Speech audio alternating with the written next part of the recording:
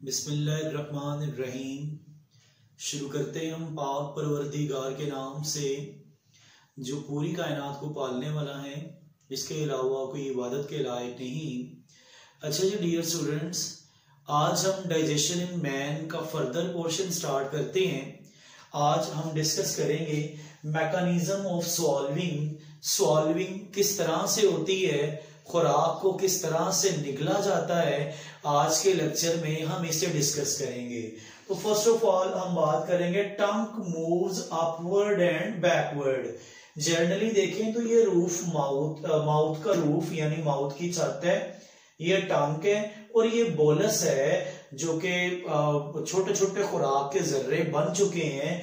अब कहता है होगा क्या, व्हेन टंग मूव करेगी इस तरह से, पहले अपवर्ड देन फिर बैकवर्ड। जब ऐसा होगा तो against the roof of mouth forcing the bolus to the back of mouth cavity. देखें जुबान पहले ऊपर उठी, फिर पीछे को मुड़ी और फिर बोलस को इसने माउथ कैविटी की बैक साइड पर भेज दिया। इससे नेक्स्ट पे नेजल कैविटी क्लोज। कहते हैं जब बैकवर्ड मूवमेंट होगी ना टंग की, पुश द सॉफ्ट पैलेट। जब हम माउथ ओपन करते तो हमें छोटा सा पैलेट दिखता है, जैसे हम आम जुबान में तालू कहते हैं। तो जुबान जब ऐसे ऊपर को उठेगी, फिर पीछे मुड़ेगी और फिर पुश करेगी किसको, सॉफ्ट पैलेट को। सॉफ्ट पैलेट जब पुश होगा तो नेजल कैविटी क्लोज हो जाएगी। नेजल कैविटी क्या हो जाएगी, क्लोज। जब नेजल कैविटी क्लोज होगी, एट द सेम टाइम उसी वक्त tongue force the epiglottis into the more or less horizontal position. टंग जो है ना एपिग्लॉटिस को क्या करेगी, पुश करेगी, ठीक है, मोर या लेस हॉरिजॉन्टल पोजीशन में। तो इसके साथ ही क्या होगा, closing the opening of wind pipe. तो विंड पाइप की जो ओपनिंग है प्यारे बच्चों, वो क्लोज हो जाएगी। अब बच्चे यहां पर कंफ्यूज होते हैं, सर ग्लोटिस और एपिग्लोटिस में क्या फर्क है। बेटा glottis opening of wind pipe है, विंड पाइप की ओपनिंग को ग्लोटिस कहते हैं। ग्लोटिस की ओपनिंग बेसिकली विंड पाइप कहलाती है ग्लोटिस। फिर flap of the cartilage cover the glottis called the epiglottis. अब ग्लोटिस के ऊपर एक कार्टिलेज का इस तरह से फ्लैप लगा होता है, जब ये ग्लोटिस के ऊपर लग जाएगा तो ग्लोटिस बंद हो जाएगी, उसे एपिग्लोटिस बोलेंगे। मतलब कि विंड पाइप की क्लोजिंग को एपिग्लोटिस बोलेंगे और विंड पाइप की ओपनिंग को ग्लोटिस बोलेंगे। ठीक है बच्चों, इसके बाद फर्दर हम डिस्कस करते हैं लेरिक्स को। लेरिक्स बेसिकली जो है ये वॉइस बॉक्स है, moves upward under the back of tongue. कहता है जिस वक्त जुबान पीछे को मुड़ती है, इसके साथ लेरिक्स भी जो है वो अपवर्ड होगा। जुबान ऐसे मुड़ेगी और लेरिक्स ऊपर अपवर्ड होगा, जिसकी वजह से ग्लोटिस पार्टली क्लोज। ग्लोटिस क्यों हो जाता है, क्लोज हो जाता है। अभी हमने पढ़ा है by the contraction of ring muscles. और साथ ही फिर जो एपिग्लोटिस होती है वो फूड को डाइवर्ट कर देती है इनटू ओसोफेगस। किसमें डाइवर्ट कर देती है, ओसोफेगस में। तो बेटा ये हमारे पास था सॉल्विंग। बेटा नेक्स्ट पे पेरिस्टॉल्सिस। पेरिस्टॉल्सिस का मतलब क्या है, movement of digestive tract. Digestive tract की movement by which food is moved along the oral cavity of the canal.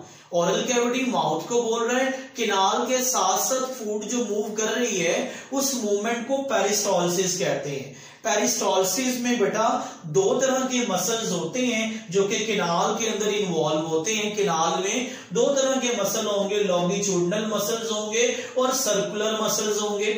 इन दोनों मसल्स का काम क्या है, both muscles produce the contraction and relaxation waves. मतलब कॉन्ट्रैक्ट और रिलैक्सिंग वेव्स जनरेट करेंगे।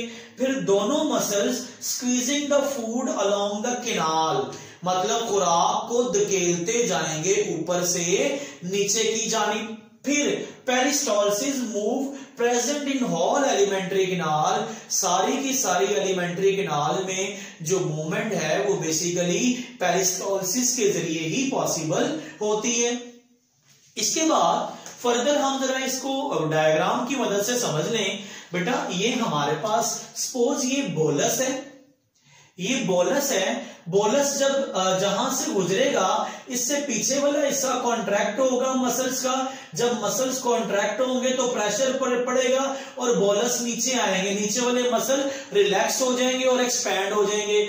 फिर मसल कॉन्ट्रैक्ट होंगे, बोलस यहां से मूव करता हुआ नीचे आएगा। जहां पर बोलस मौजूद होगा वो मसल रिलैक्स होंगे, जिस फोर्स से धकेल कर ये आगे गया होगा वो मसल कॉन्ट्रैक्ट होंगे। देखें इस वक्त बोलस यहां पर मौजूद है तो ये मसल है रिलैक्स। जब बोलस यहां से गुजरा, इसका प्रेशर पड़ा तो बोलस आगे धकेला गया, तो यहां पर मसल क्या हो गया कॉन्ट्रैक्ट, यहां क्या हो गया रिलैक्स। इस तरह करते करते जो है वो बोलस माउथ से इंटेस्टाइन की जानिब आता है। तो इसका जो करेक्ट पाथवे है प्यारे बच्चों पेरिस्टालसिस का, वो क्या होगा, खुराक माउथ से स्टमक में और स्टमक से इंटेस्टाइन में। इस प्रोसेस को हम बोलेंगे पेरिस्टालसिस।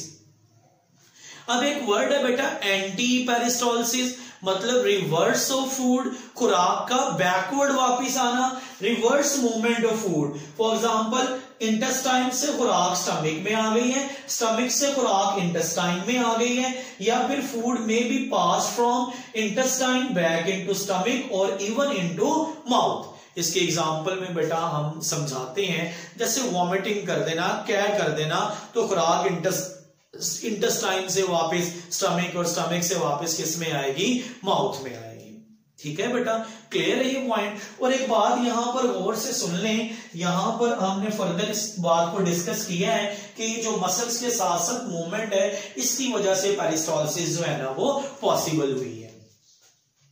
अब हम बात करते हैं बेटा एंटी पेरिस्टालसिस। एंटी पेरिस्टालसिस में हमने इस पॉइंट को डिस्कस कर लिया है। अब नेक्स्ट पॉइंट है हमारे पास हंगर पेन। हंगर पेन की इंक्रीज द पेरिस्टाल्टिक कॉन्ट्रैक्शन, इससे पेरिस्टालसिस की कॉन्ट्रैक्शन यानी वेव्स ऑफ कॉन्ट्रैक्शन का प्रोसीजर बढ़ता है। Due to the low level of glucose, क्योंकि बॉडी के अंदर ग्लूकोज की क्या होती है, डेफिशिएंसी हो जाती है। अनकंफर्टेबल सेंसेशन, अजीब सा फील होता है। Usually begins 12 to 24 hours before meal. ये बेटा होता इस वजह से है कि जब इंसान कम से कम 12 घंटे या इससे ज्यादा का टाइम भूखा रहे और इस दौरान फिर वेव ऑफ कॉन्ट्रैक्शन में इजाफा होता है, ब्लड के अंदर ग्लूकोज की कमी होती है और पेरिस्टाल्टिक कॉन्ट्रैक्शन जो है वो फास्टली होना शुरू हो जाती है। इससे हम बोलते हैं बेटा हंगर पेन। ये हमारा आज का टॉपिक था डियर स्टूडेंट्स। इसमें किसी भी किस्म का कोई मसला, कोई क्वेश्चन, कोई प्रॉब्लम है तो आप लोग पूछ सकते हैं बेटा। मेरा आज का लेक्चर अगर आपको पसंद आया है तो मेरी वीडियो को लाइक करें, सब्सक्राइब करें और बेल आइकन को प्रेस करें ताकि हर नई आने वाली वीडियो बर वक्त आप तक पहुंच सके।